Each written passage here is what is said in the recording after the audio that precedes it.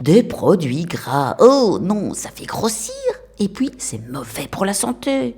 Soyons clairs, le gras a souvent mauvaise réputation. Et pourtant, nous en avons aussi besoin. Certaines graisses sont même essentielles à notre organisme car il ne peut pas les synthétiser. Et puis, elles véhiculent certaines vitamines liposolubles, les vitamines A, D, E et K, sans oublier les molécules aromatiques qu'elles transportent. Et oui, le goût, c'est important, non ? Faisons mieux connaissance avec cette vaste famille hétérogène et son impact sur notre santé, car oui, les graisses ont plus d'une qualité. Tout est question de quantité, bien sûr. Tout le monde connaît le cholestérol, mais on sait aujourd'hui que pour la majorité de la population, le cholestérol alimentaire influence assez peu le cholestérol sanguin et donc la santé de notre cœur. Il faut en consommer, mais raisonnablement. Moins de 300 mg par jour pour le jaune d'œuf, les produits laitiers gras, les viandes grasses par exemple. Il y a aussi les acides gras. 3 catégories, suivant leur niveau de saturation, sont répertoriées. 1. Les acides gras saturés, stables à la cuisson mais consommés avec modération car ils peuvent avoir un impact négatif sur notre santé cardiovasculaire.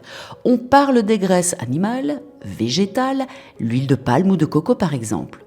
2. Les acides gras monoinsaturés. L'huile d'olive en contient beaucoup, ce qui lui vaut son excellente réputation.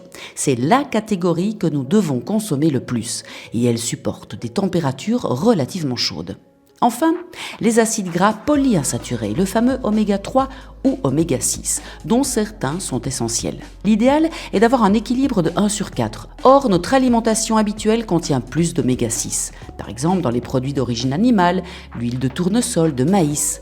Le ratio peut même aller jusqu'à 1 sur 20. C'est pour cette raison qu'il est recommandé d'augmenter sa consommation d'acides gras de type oméga 3, avec l'huile de colza, de lin, les noix, poissons gras, sans oublier ceux de nos piscicultures. Enfin, une place particulière au DHA, difficilement synthétisé par notre organisme, est tellement important pour notre santé.